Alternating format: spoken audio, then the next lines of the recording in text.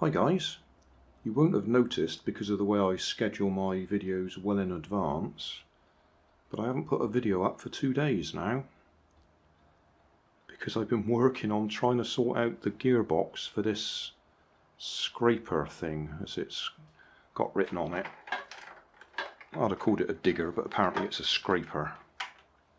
It does actually say power scraper on the top there. Anyway, as you can probably see, I've been doing quite a few bits of 3D printing. Each 3D print takes nearly 3 hours, 2 hours and a bit, because of the detail on it. And I haven't quite got it right yet. I'm close. Can we see that? Yeah, we can just about see that. The orange bits are bits that are missing entirely from the little truck or scraper when I bought it in a charity shop. There was absolutely nothing there, so I'm having to guess what's missing. It's pretty clear it's a differential gearbox. I think they're called planetary gears or something. The idea is both wheels turn, or one can turn without the other. Now you might be able to hear it clicking a bit. Still haven't quite got it right, despite all these different variations that I've been doing. So it's working completely from scratch. And I'm not quite there. But in one of the earlier videos, I did say if it didn't work, I could actually print a fixed axle. So instead of having a differential, we could have a fixed one. That's taken me 2 attempts so far. That was the first attempt. This is the second one that I've just literally taken off the printer. So I've got a solid axle instead of 2 stub axles there that goes right the way through. Hexagonal on the end, because that will go on there and link up. I haven't actually cleaned off the excess yet. And then I put a little key on there so that can slide on, and it's a little bit tight at the moment, needs to be cleaned out. That will slide on there and stay on that link there. What I have realised is I probably need to put a couple of spacers in there as well to stop it sliding side to side, because normally those gears would hold it in place.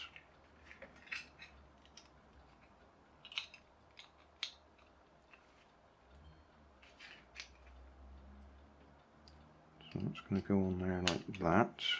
Just do it quickly for now so we get a rough idea. It's got to go on there, but I haven't cleaned it yet, so it's a bit too tight. That's going to go on there, because that one goes in the middle.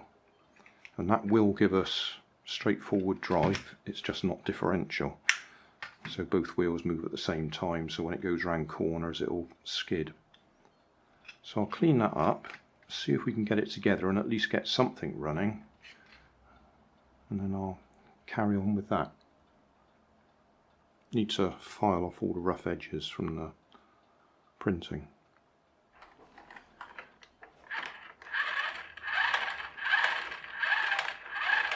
I think this gear might just be a tiny bit too small. Might have to print it again just a little bit bigger, because when I put this on and just turn the wheels, I can hear it clicking, because there's a bit more slack in there than me holding it in place.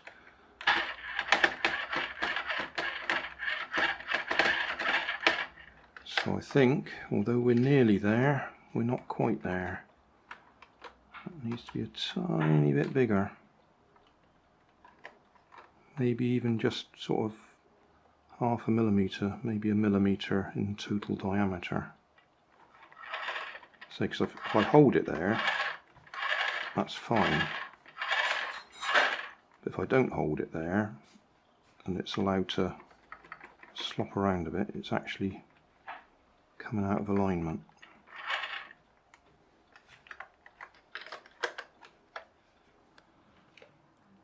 Right, not trying to pretend this is the finished article, because this is the fixed rear axle rather than the differential rear axle, but it does mean we can actually go forwards and backwards. And I still think that gear is a little bit small, so it might start clicking. So we do have forwards, backwards,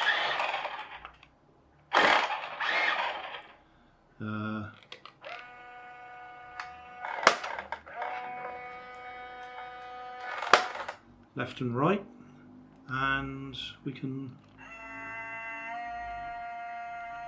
lift and drop.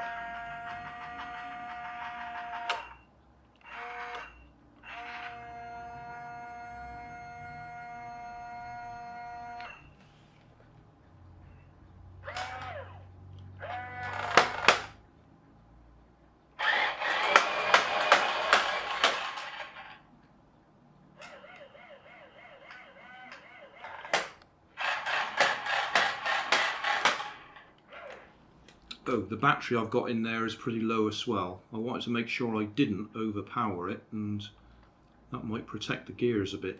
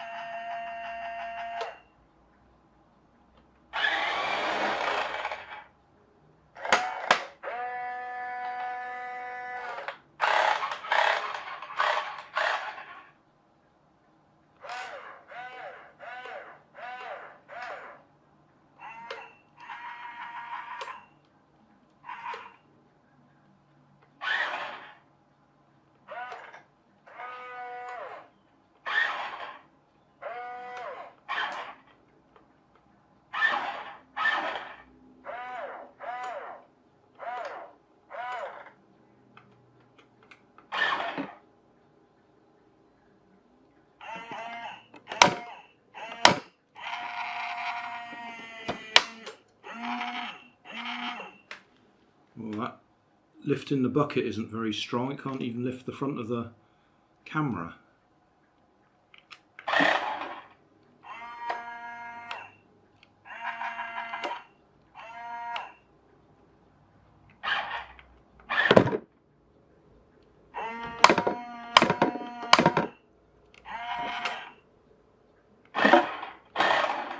That's a bit disappointing.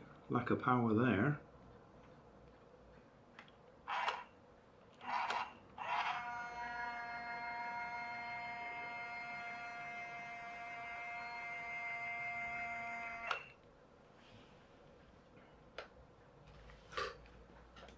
Just thought I'd show you the controller I'm using. This is the one from the Robot Wars Shunt that I've got. I'll put a link in the video description if I remember, so you can see it. It just happens to have all the controls, although they're not in the right place. The bucket going up and down is that one. There are a lot of bits broken on that, well, missing, quite a few linkages, but it is still working. So we can at least see what it should do.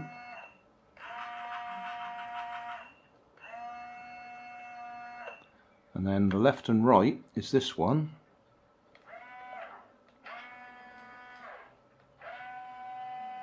and if I push it too far then it does make horrible clicking noises.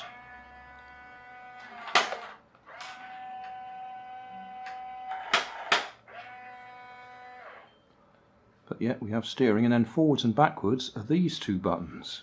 Forwards, backwards.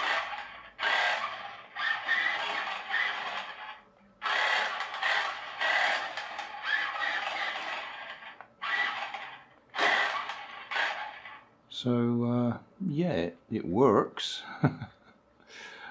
I'll still do a bit more work, see if I can get the differential gearing working, because that's just interesting me. It's not important because, as you can see, we can go forwards and backwards anyway. It's also not very important because now I can see how underpowered it is. I mean, that lift couldn't even tilt the front of the camera. Although, as I did say, I am running it on low power. It should have a nickel metal hydride battery pack in there, 4.8 volts, and I've got a 2S LiPo, no, 2S lithium ion battery in there, which is, oh, hang on, no, I'm overrunning it, aren't I? If I've got a 2S in there, I'm running it on 7.4 volts. Oh, in that case, that's why it's spinning the back wheels when when we do that.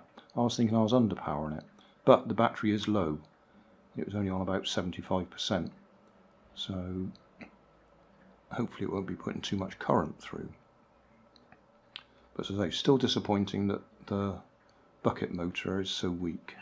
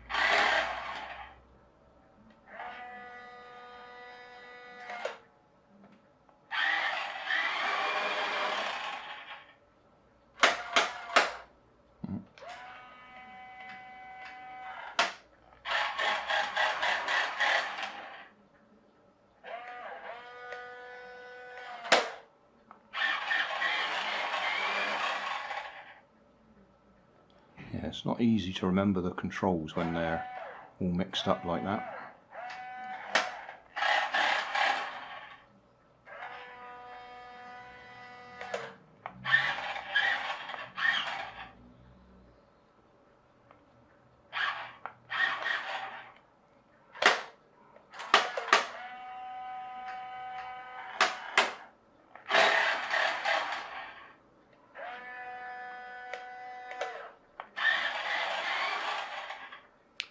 That'll do. I'll do another video if I do actually fix that differential, but I'm a little bit disappointed with the lack of power anyway. Thanks for watching. You'll find more information down in the video description. You might like to watch that video up there, and you might like to subscribe over there.